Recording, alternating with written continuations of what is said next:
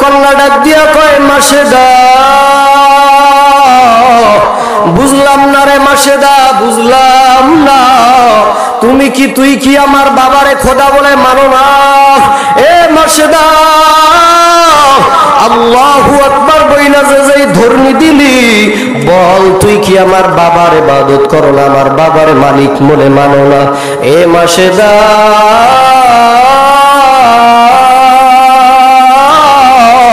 তুই কি আমার বাবারে মালিক বলে মানো না? তুই কি আমার বাবার উপরে ঈমান আনো নাই? মাসেদা ডাক দিয়া কই রে বোন,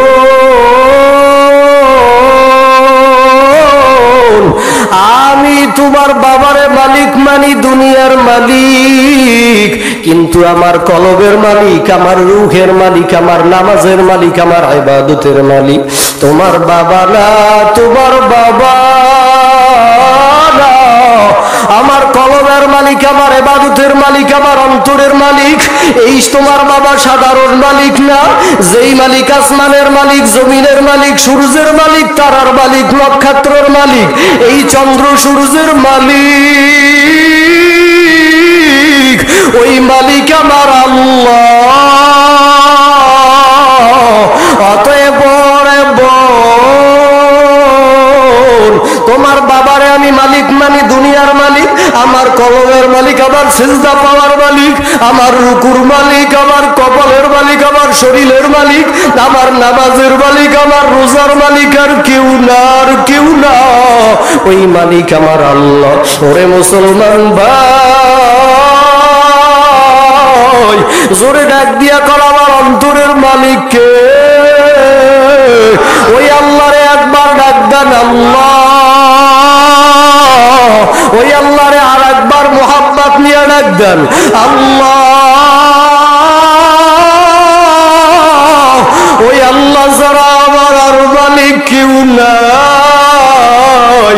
ওরে বোন, তোমার বাবা আমার দুনিয়ার মালিক, কিন্তু আমার কলবের মালিক আর কেউ না, আমার কলবের মালিক আমার আল্লাহ। অতএব বোন, তোমার বাবারে আমি আমার কলবের মালিক, অন্তরের মালিক বানাইতে পারবো না। ফেরাউনের কন্যা ডাক দিয়া কয় আব্বা, আপনি বলেন আনা রব্বুকুমুল আ'লা, আপনার থেকে বড় খোদা আর কেউ নাই, কিন্তু আপনার ঘরের কামলা মাইয়ায়ে আপনারে খোদা বলে মানেন। আব্বা দেখেন, আপনার তাকায়, আপনার ঘরে ঘুমায়, আপনার ঘরে কাজ করে, অথচ গোপনে গোপনে কোন মালিকের জানি অনুসরণ করে।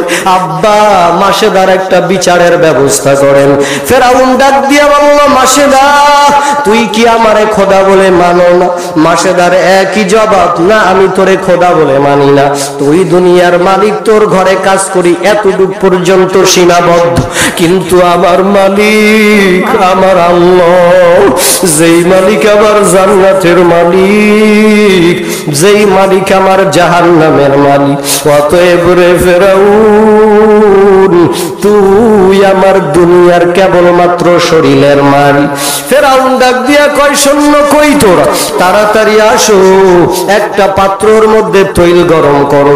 তৈল গুঁড়া গরম করতে করতে ফুটন্ত অবস্থায় নিয়ে গেলে মাসেদার কোলের মধ্যে 8 বছরের একটা বাচ্চা, টান দিয়া 8 বছরের বাচ্চাটারে ফুটন্ত তৈলের মধ্যে দিয়া দিলেন। ফুটন্ত তৈলের মধ্যে দেওয়ার পর ফেরাউন ডাক দিয়া কয় মাসেদা, ওরে মাসেদা, এখনো সময় আছে, আমারে খোদা কও। মাসেদা কয় না ফেরাউন না, আমার এই একটা সন্তান না, একটা সন্তান না, আল্লাহ যদি আমারে 100 সন্তান দেয়, আল্লাহর জন্য 100 সন্তান কোরবান করার জন্য আমি মাসেদা তৈরি হয়ে গেলাম। ইয়া আইয়ুহাল্লাযীনা আমানু ইসবিরু ওয়াসসাবিরু ওয়ারাবিতু ওয়াত্তাকুল্লাহ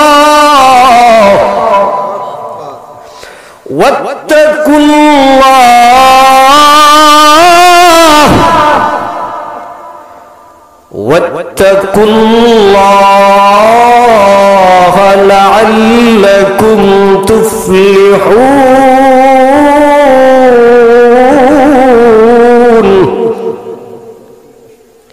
বান্দা তোমার ঈমানের উপরে যখন পরীক্ষা হবে, ইয়া আইয়ুহাল্লাযীনা আমানুসবিরু ওয়াসসাবিরু ওয়াররাবিতু ওয়াত্তাকুল্লাহা লাআল্লাকুম তুফলিহুন।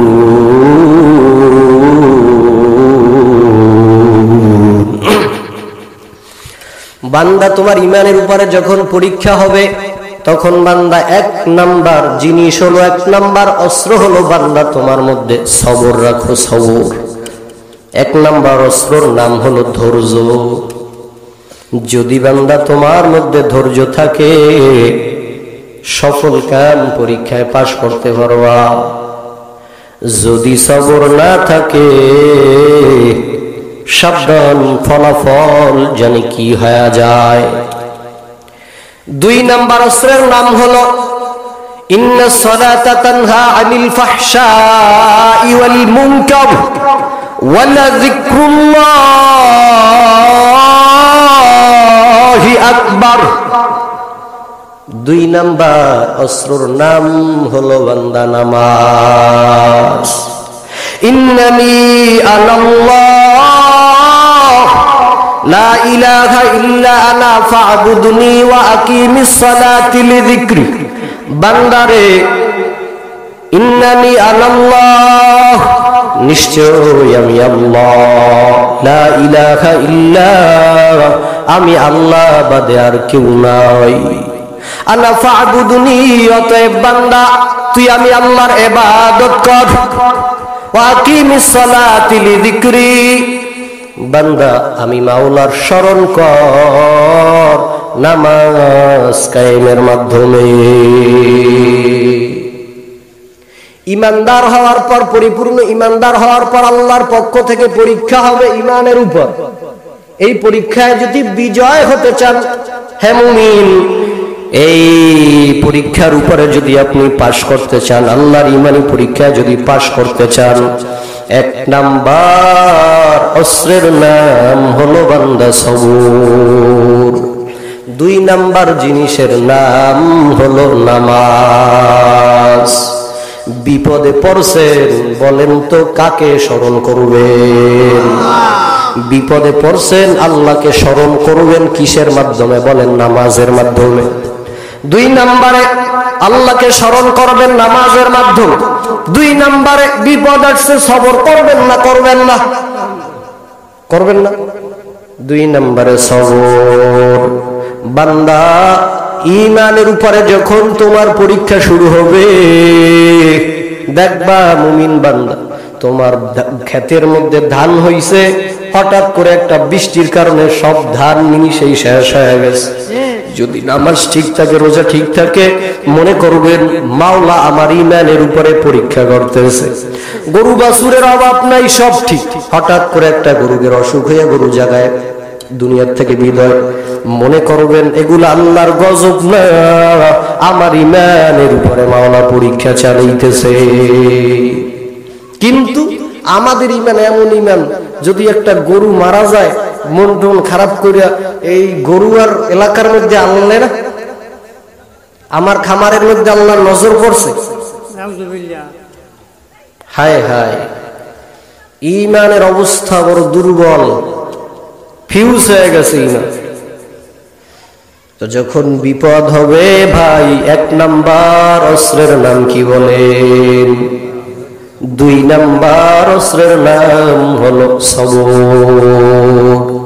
এই 2টা জিনিস যার মধ্যে থাকবে, সেই বান্দা কামিয়াবি, সফল ও তার মুখ দেখতে পাবে। এখন ঈমানের উপরে যে পরীক্ষা হবে, সকলের পরীক্ষা এক ধরনের হবে না। ঈমান যেই রকমের বানাইছে, যার ঈমানটা যেই স্তরের, সেই স্তরের ঈমান অনুযায়ী আল্লাহ তাআলা ঈমানের উপরে পরীক্ষা নেবেন। বলেন তো, এখানে সবার ঈমান কি এক কোয়ালিটির ঈমান নেই? কারো ঈমান একটু হাই কোয়ালিটির, কারো মিডল কোয়ালিটির, কারো লো কোয়ালিটির, কারো ঈমানই নাই।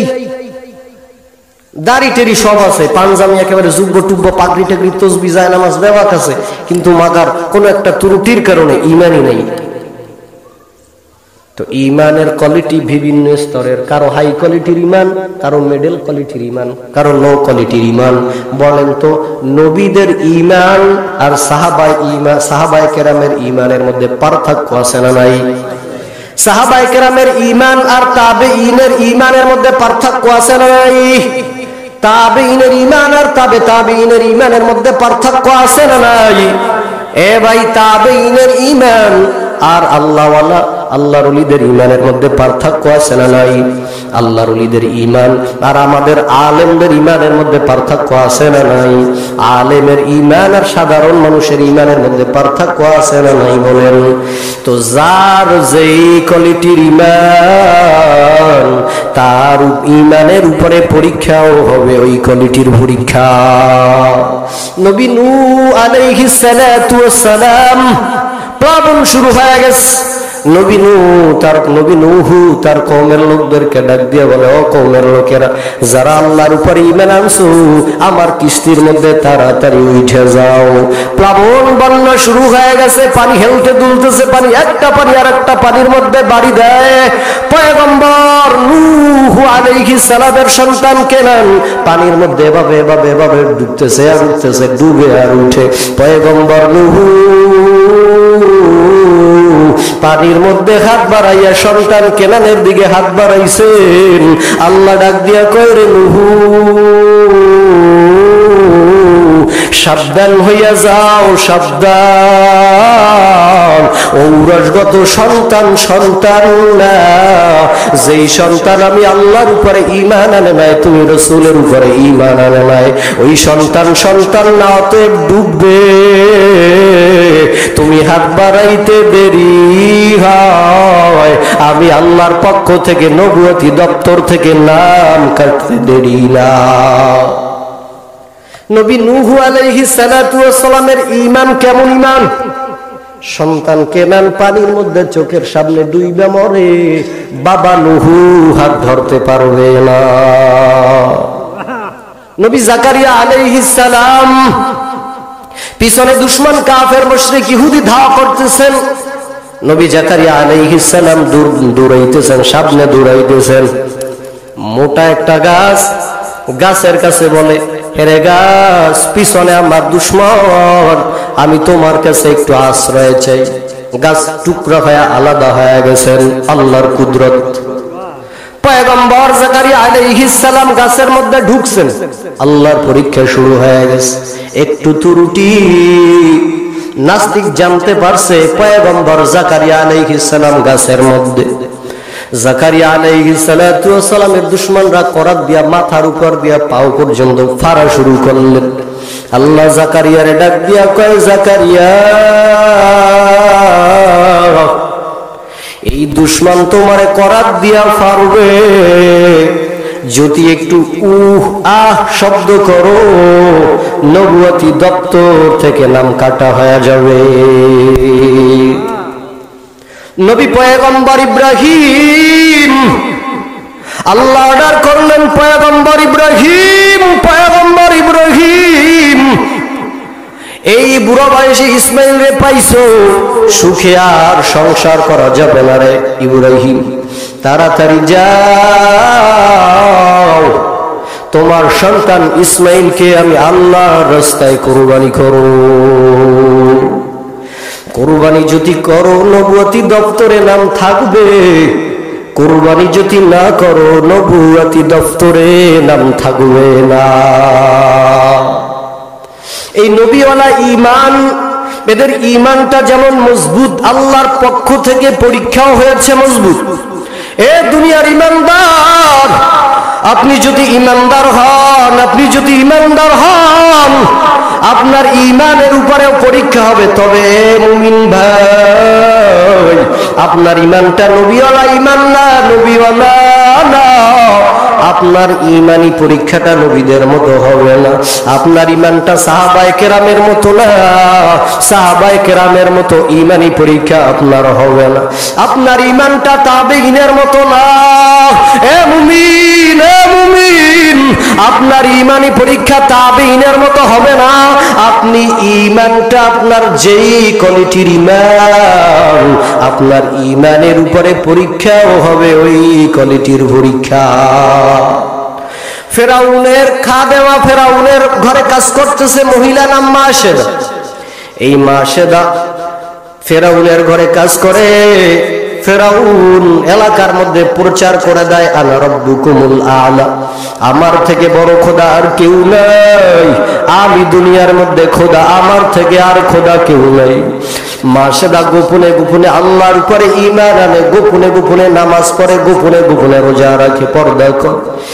এই মাশেদা একদিন ফেরাউনের কন্যার চুল আশ্রয় দিতেছে, হঠাৎ করে হাত থেকে জমিনের মধ্যে চিরুনি পইরা যায়, মুখ থেকে অজান্তে বের হয়ে গেল আল্লাহু আকবার। এই কথাটা বের হইতে দেরি ফেরাউনের কন্যা ডাক দিয়া কয়, মাশেদা বুঝলাম না রে মাশেদা, বুঝলাম না, তুই কি আমার বাবারে খোদা বলে মানো না? এ মাশেদা, আল্লাহু আকবার বইলা যেই ধর্মী দিলি, বল তুই কি আমার বাবার ইবাদত করো না, আমার বাবার মালিক মনে মানো না? এ মাশেদা,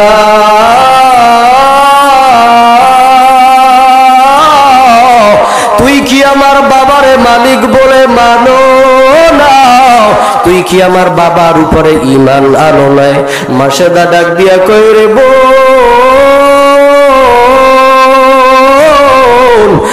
আমি তোমার বাবারে মালিক মানি, দুনিয়ার মালিক, কিন্তু আমার কলবের মালিক, আমার রূহের মালিক, আমার নামাজের মালিক, আমার ইবাদতের মালিক তোমার বাবা না, তোমার বাবা না। আমার কলবের মালিক, আমার ইবাদতের মালিক, আমার অন্তরের মালিক এই তোমার বাবা সাধারণ মালিক না। যেই মালিক আসমানের মালিক, জমিনের মালিক, সূর্যের মালিক, তারার মালিক, নক্ষত্রের মালিক, এই চন্দ্র সূর্যের মালিক, ওই মালিক আমার আল্লাহ। অতএব তোমার বাবারে আমি মালিক মানি, দুনিয়ার মালিক, আমার কলমের মালিক, আমার সিজদা পাওয়ার মালিক, আমার রুকুর মালিক, আমার কপালের মালিক, আমার শরীরের মালিক, আমার নামাজের মালিক, আমার রোজার মালিক, আর কেউ না, আর কেউ না, ওই মালিক আমার আল্লাহ। ওরে মুসলমান ভাই, জোরে ডাক দিয়া কর, আমার অন্তরের মালিককে, ওই আল্লাহরে একবার ডাক দেন আল্লাহ, ওই আল্লাহরে আর একবার মোহাব্বত নিয়ে ডাক দেন আল্লাহ। ওই আল্লাহ যারা আমার আর মালিক কেউ নাই। ওরে বোন, তোমার বাবা আমার দুনিয়ার মালিক, কিন্তু আমার কলবের মালিক আর কেউ না, আমার কলবের মালিক আমার আল্লাহ। অতএব বোন, তোমার বাবারে আমি আমার কলবের মালিক, অন্তরের মালিক বানাইতে পারবো না। ফেরাউনের কন্যা ডাক দিয়া কয়, আব্বা আপনি বলেন আনা রাব্বুকুমুল আ'লা, আপনার থেকে বড় খোদা আর কেউ নাই, কিন্তু আপনার ঘরের কামলা মাইয়ায় আপনারে খোদা বলে মানেন। আব্বা দেখেন, আপনার তাকায়, আপনার ঘরে ঘুমায়, আপনার ঘরে কাজ করে, অথচ গোপনে গোপনে কোন মালিকের জানি অনুসরণ করে। আব্বা, মাশেদার একটা বিচারের ব্যবস্থা করেন। ফেরাউন ডাক দিয়া বলল, মাশেদা তুই কি আমারে খোদা বলে মানো না? মাশেদার একই জবাব, না আমি তোরে খোদা বলে মানি না, তুই দুনিয়ার মালিক, তোর ঘরে কাজ করি, এতটুক পর্যন্ত সীমাবদ্ধ, কিন্তু আমার মালিক আমার আল্লাহ, যেই মালিক আমার জান্নাতের মালিক, যেই মালিক আমার জাহান্নামের মালিক। অতএব রে ফেরাউন, তুই আমার দুনিয়ার কেবলমাত্র শরীরের মালিক। ফেরাউন ডাক দিয়া কয়, শূন্য কই তোরা, তাড়াতাড়ি আসো, একটা পাত্রর মধ্যে তৈল গরম করো। তৈল গুঁড়া গরম করতে করতে ফুটন্ত অবস্থায় নিয়ে গেলে মাশেদার কোলের মধ্যে 8 বছরের একটা বাচ্চা, টান দিয়া 8 বছরের বাচ্চাটারে ফুটন্ত তৈলের মধ্যে দিয়া দিলেন। ফুটন্ত তৈলের মধ্যে দেওয়ার পর ফেরাউন ডাক দিয়া কয়, মাশেদা ওরে মাসেদা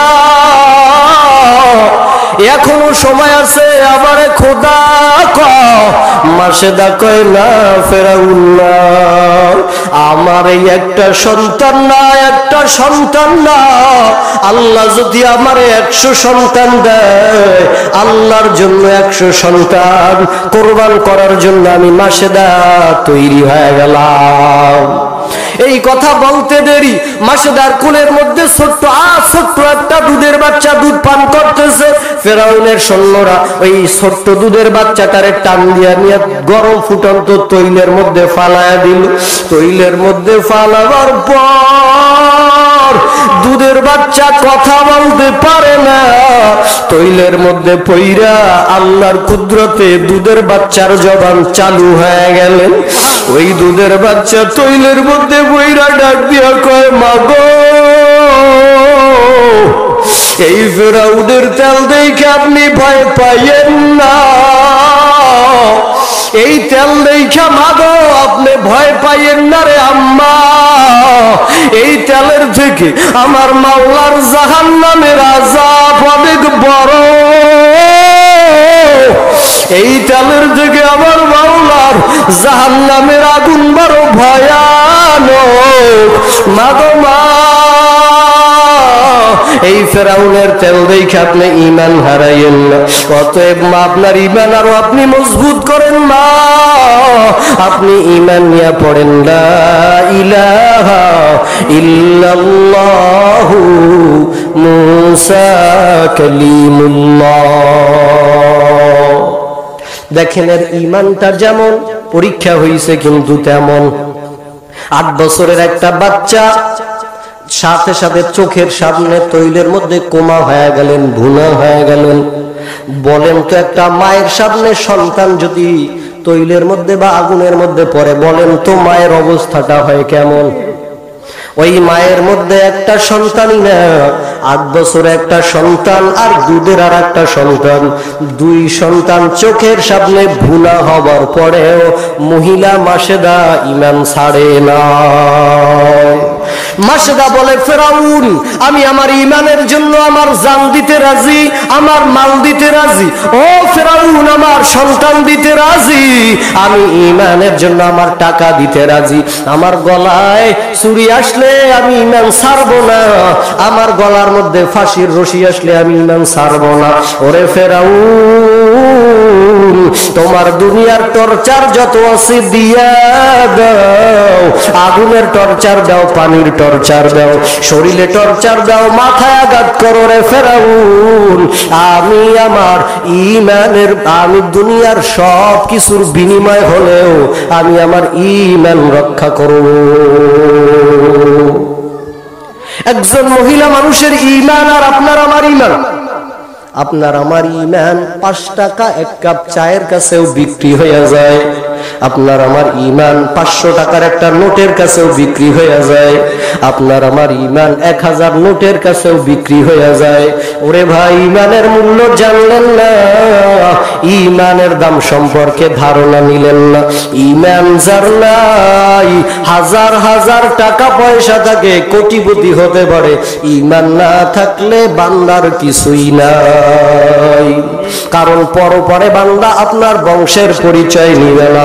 কবরের মধ্যে ভাই আপনার সম্পদের পরিচয় জানবে না, সম্পদের পরিচয় নিবে না। কবরের মধ্যে একটা পরিচয় হবে আপনার ঈমানের অবস্থাটা কেমন। যদি ঈমানদার হন কবরের মধ্যে আচরণ হবে সুন্দর, যদি বেঈমান হয়ে যান কবরের মধ্যে আচরণ হবে ভয়াবহ। আল কবরু রাউযাতুন মিন রিয়াজিল জান্নাহ আও হুফরাতুন মিন হুফারিন নার। কবর কোন বান্দার জন্য হবে জান্নাতের বাগান, আর কোন বান্দার জন্য হবে জাহান্নামের গর্ত। তো আমি বলছিলাম ঈমানের উপরে যখন পরীক্ষা হবে দুইটা অস্ত্র আমাদের নিতে হবে। এক নম্বরে হলো নামাজ। ইন্নাস সালাতা তানহা আনিল ফাহশাই ওয়াল মুনকার ওয়া লাযিকরুল্লাহি আকবার। বান্দা নামাজ লাগবে। দুই নম্বরে হলো সবর। ইয়া আইয়ুহাল্লাযীনা আমানুসবিরু ওয়াসসাবিরু ওয়াররাবিতু ওয়াত্তাকুল্লাহা লাআল্লাকুম তুফলিহুন। দুই নম্বরে হলো বান্দা সবর। এই সবরটা কেমন, এই সবর সম্পর্কে যদি আলোচনা শুনতে চান নবী ইয়াকুব আলাইহিস সালাতু ওয়াস সালামের একটু জীবনী থেকে শুনে না যান। পয়গম্বর ইয়াকুব আলাইহিস সালাতু ওয়াস সালামের মধ্যে এমন সবর। পয়গম্বর ইয়াকুব আলাইহিস সালাতু ওয়াস সালাম ছিলেন উত্তর কেনানের প্রেসিডেন্ট। 4 জন স্ত্রী সহ 29 জন সন্তানের বাবা। নবী ইয়াকুব আলাইহিস সালাম 4 বিবির স্বামী, 4 জন তার বিবি, 4 বিবির ঘরে 29 জন সন্তান। উত্তর কেনানের প্রেসিডেন্ট। এত বড় ফ্যামিলি নিয়ে পয়গম্বর ইয়াকুব আলাইহিস সালাম আল্লাহর ইবাদত করেন। আল্লাহ তাআলা আরশের মধ্যে নবী ইয়াকুব আলাইহিস সালাতু ওয়াস সালামের প্রশংসা শুরু করলেন। ইবলিস গিয়ে হাজির হয়ে গেলেন। আল্লাহ, আপনি যে নবী ইয়াকুবের প্রশংসা করলেন, এই ইয়াকুবকে আমি আল্লাহ আপনার থেকে আলাদা করব। আপনি যে ইয়াকুবের নিয়ে প্রশংসা করলেন, আপনার মোহাব্বত থেকে ইয়াকুবকে আলাদা করব, বঞ্চিত করব। আল্লাহ বলে, ইবলিস পারবা না, কারণ আমার ইয়াকুবরে তুমি চিনো না, তার ঈমান কেমন ঈমান। ইবলিস বলে পারবো, আল্লাহ বলে পারবা না। ইবলিস আবারও বড় পারবো, আল্লাহ বলে না পারবা না। চ্যালেঞ্জ হয়ে গেল আল্লাহ আর ইবলিসের মধ্যে। ইবলিস বলে, আল্লাহ আমাকে কিছু স্পেশাল পাওয়ার দিয়া দেন, যেই পাওয়ারের কারণে আমি নবী ইয়াকুবকে আপনার থেকে আলাদা করব, আপনার মোহাব্বত থেকে আলাদা করব। কি পাওয়ার চাও? ইবলিস বলে, আল্লাহ আমাকে শক্তি দিয়ে দেন, আমি ইয়াকুবের 4 স্ত্রী তার থেকে আলাদা করব। 2 নম্বরে সে যে উত্তর কেনানের প্রেসিডেন্ট, তার দায়িত্ব, তার বাদশাগিরি আমি আলাদা করব তার থেকে। তার যে সন্তান 29 জন, এই সন্তান থেকে আমি তারে আলাদা করব, দুনিয়ার থেকে বিদায় করব। শুধু তাই না, আমি তার শরীরের মধ্যে পোকা ঢুকাবো। যদি আপনি এই ক্ষমতা আমারে দিয়ে দেন, তাহলে আমি আপনার থেকে নবী ইয়াকুবকে আলাদা করতে পারবো, মোহাব্বত থেকে আলাদা করতে পারবো। আল্লাহ বলে, যাও, দিয়া দিলাম। ইবলিস তার কার্যক্রম শুরু করলেন। হঠাৎ করে নবী ইয়াকুব আলাইহিস সালাম শুনতে পারলেন তার যে 29 জন সন্তান, মাদ্রাসার মধ্যে একটা ছাদ ভাঙা, সাথে সাথে 29 জন সন্তান জায়গায় ইন্তেকাল করলেন। আয়েশা নবী ইয়াকুবের কাছে বললেন, পয়গম্বর, আপনার যে 29 জন সন্তান, আল্লাহর কুদরতে সব সন্তানগুলা একসাথে মৃত্যুবরণ করছে। নবী ইয়াকুব আলাইহিস সালাতু ওয়াস সালামের মুখের রঙও পরিবর্তন হয় নাই, ঢংও পরিবর্তন হয় নাই। নবী ইয়াকুব শুকরিয়া আদায় করলেন, আলহামদুলিল্লাহ, আল্লাহর মাল আল্লাহ নিয়ে গেছে। ইবলিস কয়, হায় হায়, 29 জন সন্তান একসাথে দুনিয়ার থেকে বিদায় করলাম, কোথায় একটু দুঃখ প্রকাশ করবে তা না কইরা আল্লাহর প্রশংসা করলো। কিছুদিন পরে উত্তর কেনানের প্রেসিডেন্ট পয়গম্বরের হাতে আর বাদশাহীও নাই। লম্বা আলোচনা সংক্ষেপে বইলা যায়। নবী ইয়াকুব আলাইহিস সালাতু ওয়াস সালাম উত্তর কেনানের প্রেসিডেন্ট নাই।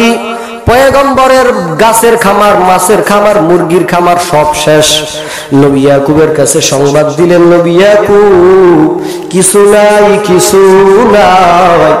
নবী ইয়াকুব শুকরিয়া আদায় করলেন, আলহামদুলিল্লাহ। ইবলিস বলে, ফেল করলাম, এবার কি করা যায়? বলে ওর 4 জন স্ত্রী ওর থেকে আলাদা করব। বড় বিবি সলেহা, আবেদা, জায়েদা, রহিমা, 4 জন স্ত্রী। এই বড় স্ত্রী পয়গম্বরের কাছে এসে বলে, স্বামী আমার, বহুত বছর পর্যন্ত বাবার বাড়ি যাই না, যদি ইজাজত দেন আমি আমার বাবার বাড়ি যাইতাম। পয়গম্বরের বুঝতে বাকি নাই এটা আল্লাহর পরীক্ষা। এতদিন আমার স্ত্রী বাবার বাড়ি যাইতে চায় না, আজকে আমার দুর্দিনে আমার স্ত্রী তার বাবার বাড়ি যাইতে চায়। ভুল ধারণা নিবেন না, ইবলিসের ধোঁকা। নবীর স্ত্রী মহিলা মানুষ ধোঁকায় পড়ে গেছেন। যদি আপনি ইজাজত দেন আমি আমার বাবার বাড়ি যাইতে চাই। একে একে 3 জন চইলা গেলেন। পয়গম্বর ইয়াকুব একটা ঘরের কিনারায় যাইয়া গুনগুন গুনগুন কইরা কাঁদতেছে। পাশে আইসা পিছন থেকে ছোট স্ত্রী হাত বাড়ায় দিছে রহিমা। ডাক দিয়া কয়, রে স্বামী কেন কান্দেন, কেন কান্দেন? নবী ইয়াকুব ডাক দিয়া বলে, ও বিবি রহিমা, আমার 3 জন স্ত্রী আমার থেকে বিদায় নিয়ে গেল, তুমি কেন যাও না? রহিমা ডাক দিয়া বলে, ওরে স্বামী আমার, আমি আপনার সুখের দিনে ছিলাম, আমি আপনার ভালোর দিনে ছিলাম। ও স্বামী, এখন আপনি বিপদে পড়ছেন, এখন আপনাকে একা রাইখে আমি কিভাবে যাও? কিয়ামতের ময়দানে আল্লাহ যদি আমারে ডাক দিয়া কয়, রহিমা, যখন তোর স্বামী আয়ুব, যখন তোর স্বামী আয়ুব উত্তর কেরানের প্রেসিডেন্ট ছিল, টাকা ছিল, সম্পদ ছিল, সম্মান ছিল, সন্তান ছিল, তখন তুই পাশে ছিলি। এখন তোর স্বামীর কিছুই নাই, এখন তোমার স্বামীর প্রেসিডেন্ট গিরি নাই, টাকা নাই, পয়সা নাই, সম্মান নাই, এখন তুমি তার থেকে কেন আলাদা হয়ে গেল? ওই সময় আল্লাহর প্রশ্নের জবাব দেওয়ার মতো আমার কিছুই থাকবে। ও স্বামী, এই জন্য আমি আপনার থেকে আলাদা হয়ে যাই না। ও স্বামী আমার, আপনার উপরে আল্লাহর পক্ষ থেকে যত পরীক্ষা হয়, পয়গম্বর আপনার থেকে আমি আলাদা হব না। রহিমা ডাক দিয়া কয়, স্বামী আমার, আপনার কি খেদমত করতে পারি? পয়গম্বর বলেন, নবী আয়ুব আলাইহিস সালাতু ওয়াস নবী ইয়াকুব, নবী আয়ুব আলাইহিস সালাতু ওয়াস সালাম দুপুর বেলা খানা খাইতেছেন, হঠাৎ করে একটা মাছি, শয়তান মাছি রূপ ধারণ কইরা পয়গম্বর আয়ুব আলাইহিস সালাতু ওয়াস সালামের ঠোঁটের উপরে পড়লেন। পয়গম্বর একটু চুলকানি দিলেন, আস্তে ঠোঁটটা ফুইলা উঠলেন। এভাবে নাক, মাথা, গলা, পুরো শরীর ফুইলা উঠলেন। প্রত্যেকটা ফুলনের মধ্যে আল্লাহ এখন পানি ঢুকায়া দিয়েছেন। ওই প্রত্যেকটা পানি এখন প্রত্যেক শরীরের মধ্যে পানিগুলা ঝলমল ঝলমল করে। এখন ওই পানিগুলা আস্তে আস্তে শরীরগুলা পচা শুরু করলো। পচার দুর্গন্ধ এলাকার মানুষ নবীর কাছে আইয়া কয়, রে আয়ুব, আলটিমেটাম দিয়া গেলাম, রাত্রে থাকতে পারবো, সকালের জন্য এলাকার মধ্যে না দেখি। সকালবেলা গাট্টি গুট্টি বাইদা তুমি এলাকার তারাও এলাকা থেকে তুমি চইলা যাও। পয়গম্বর এবার কান্দে আর বলে, রে আল্লাহ, যেই মানুষগুলো আমার ঘরে কামলা দিত, যেই মানুষগুলো আমার ঘরের ভাত খাইয়া বাঁচলো, ওই মানুষগুলো এখন আমারে আলটিমেটাম দেয়, ওই মানুষগুলো আমারে দেশ ছাড়া করতেছে। ও মালিক, আমার দুঃখ না।